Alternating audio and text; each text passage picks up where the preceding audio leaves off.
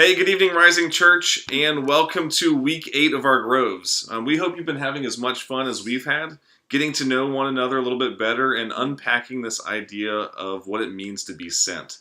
For those of you who don't know us, I'm Tucker Martin. This is my wife, Pam. Hi. This has been a really fun Grove season for us because the idea of being sent is really near and dear to our hearts. For those of you who don't know our story well, Pam and I first met in southern Mexico, where we went to a mission training school and then continued on to live doing church planting work among some indigenous Mexican Indians. And so this week's topic and what we're going to unpack a little bit today is the idea behind cultural sensitivity. And as we start this discussion with y'all, we wanted to start it out by sharing one of our favorite verses with you. It's from Revelation, and it's just one that we love. It's a promise that we love. So I'm going to read that to you now. After this I looked, and there was a great multitude that no one could count from every nation, tribe, people, and language, standing before the throne and before the Lamb. They were wearing white robes and had palm branches in their hands, and they cried out in a loud voice, "Salvation belongs to our God, who sits on the throne, and to the Lamb." So I want you to remember that verse for a little bit as we dive in, as we talk about this. We're not talking tonight about taking a stance of cultural sensitivity that is socially or politically correct when it comes to talking about cultures. It's so much more than that. It's a dynamic of the kingdom. God loves the nations, and his love for the nations is littered throughout his word. He promises us, his people, the nations, is our inheritance because he loves them and he wants all people and all nations to be with him forever in eternity. And the expression of true worship, like we see in Revelation, encompasses every culture and all the beauty each one brings. So the little that Tuck and I have gotten to see and learn from different cultures all over the world has really given us eyes to see this beauty. As the nations choose to follow Jesus, family, there is a unique beauty in how they worship the King of Kings, and God loves it. So being culturally sensitive and building relationships with cultural sensitivity not only helps us to see this beauty that God so cherishes and has actually knit into other cultures, but it also equips us to protect it as those nations start to follow Jesus for themselves. So as we talked about cultural sensitivity this week, we wanted to make it less about the specific do's and don'ts of how to engage with specific cultures and more about sharing with y'all some basic scriptural principles that we've learned as we've tried to build relationships and friendships with people from all over the world. Yeah. So the first principle that we want to talk about is pretty simple, and they're all simple. It's be a learner. Paul writes, "To the Jews I became like a Jew to win the Jews. To the weak I became weak to win the weak. I've become all things to all men, so that by all possible means I might save some of them. I do all this for the sake of the gospel, so that I may share in its blessings."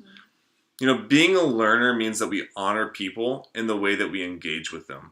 Our goal is not to be right or to show people that their way of life or their way of thinking or their customs or their beliefs are wrong. But it's to restore honor, right? So Jesus always restored honor to the people that he sought to rescue. Constantly being a learner of another person's language, their backgrounds and customs, and their own unique story that's personal to them is key to building relationships based on trust. And it allows us an avenue by which we can honor the things that are honorable in their lives. So being a learner means you ask a lot of questions. You sit and listen a lot. You stop and watch and observe. And what's neat about this is the idea of being a learner as we build relationships isn't just limited to building relationships with people who are outside of or who are from different parts of the world and not outside of the United States. It actually applies when we build relationships with our neighbors or our coworkers or other people in our lives. Yeah, that's good. So be a learner, number 1. Number 2, die to self. Death to self is like foundational Christianity 101. We all know that following Jesus is frankly uncomfortable and it's messy. If we look at the lives of the disciples, they traveled for days, often with not enough food to eat. They didn't know where they were going, and most of the time that they were following Jesus, like the disciples were pretty lost and confused. Anytime we enter a relationship with somebody from a different culture, the likelihood of personal discomfort is greatly increased. And perhaps that discomfort comes when they hand you that plate of food and you look down and you can't recognize anything on that plate, or you realize they didn't hand you a fork to eat with it and you're not exactly sure how to eat this food in front of you, or perhaps there's a smell coming from that plate that you can't identify and it's making you a little queasy. Perhaps the discomfort comes when you get invited to a birthday party or a different kind of party and you don't know how to act or how to dress or what gift to bring, or even if they exchange gifts. When we step into another culture, when we step into another home that has another cultural context, we're becoming like children. We're stripping all the social comforts and all the social norms that we've grown up learning and that have defined us, and we're learning afresh. But here's the thing that we have to remember. When you build relationships cross-culturally, someone has to feel the discomfort. So let's volunteer. Let's say, I'll do it. I'll feel uncomfortable. I'll get out of my comfort zone to honor you and to build a friendship with you. And in the process, God does amazing things. To kind of illustrate this and give a kind of a lighthearted illustration of it, we wanted to share a story with you. So in Mexico, we learned how to become learners within that particular indigenous Mexican culture. We learned how to eat foreign foods by watching our Mexican friends eat during meal times and mimicking how they ate. They grabbed a tortilla to eat soup and we'd watch how they did it, and then we learned and we mimicked them. And so tried. We ate a lot more tortilla than they did, but we did try. Years later, though, while spending some time in Indonesia, we were invited to a baby shower, and we were pretty confident that we could learn whatever we needed to learn in that context by watching our hosts, our Indonesian hosts. And so we walked into that home ready for the adventure that we knew waited for us. And as we walked in, we were immediately directed to start dishing our plates. So we're dishing our plates, and then we're filling our cups with this bright pink Pepto-Bismol punch that had these gelatinous globs in it. And we go to sit down, no silverware, no tortilla, and we look around and our hosts are empty-handed. Just staring at us. Staring at us. Later we learned that in Indonesia, it's customary to watch your guests eat their fill first before serving your own plate as the host. So we had no idea how to eat, and it was very uncomfortable.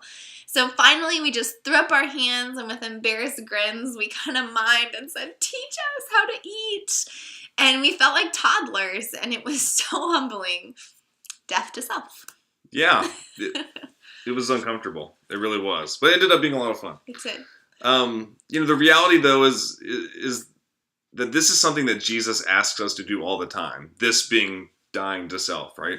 He asks us to die to self with our spouses, with our own parents, with our kids, with our coworkers, and now as we digest the idea of being sent by Jesus, we get to say yes.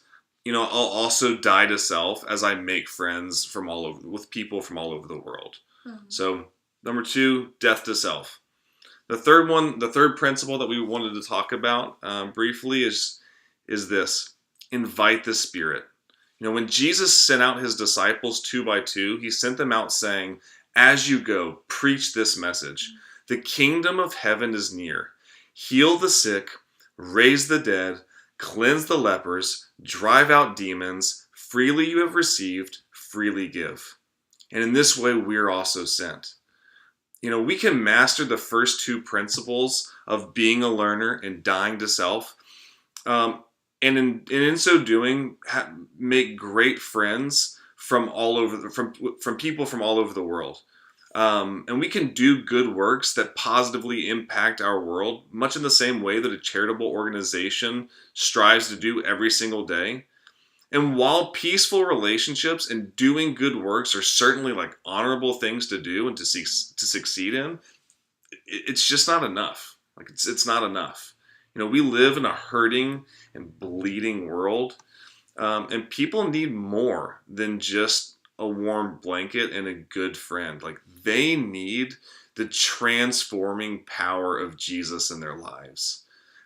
The commandment that God gave us, the commandment that Jesus gave in healing the sick and raising the dead and doing all these things, this commandment is like all the other ones that God gives us, and that it's completely impossible to do on our own strength. It's completely impossible to do in our own power. It's only the power of God working in us that empowers us to do God's will. And the reality is that regardless of how hard we try to do these things, we're going to come up short. We're going to come up short as we try to understand other people's culture and their language and their own needs. But we can stand confident because of the Spirit. We have the ability to stand confident, knowing that the Spirit that lives in us is greater than all of our shortcomings. Mm-hmm. It's His love that we need anyway. Mm-hmm. So that's the third one. Invite the Spirit in and allow Him to just overwhelm you and do everything that you can't do in your own power. So again, number 1, be a learner. Number 2, die to self. Number 3, invite the Spirit in. That's all we have to share with you tonight. Thanks for sharing your time. Hope you'll have a great Grove, and we'll see you next time.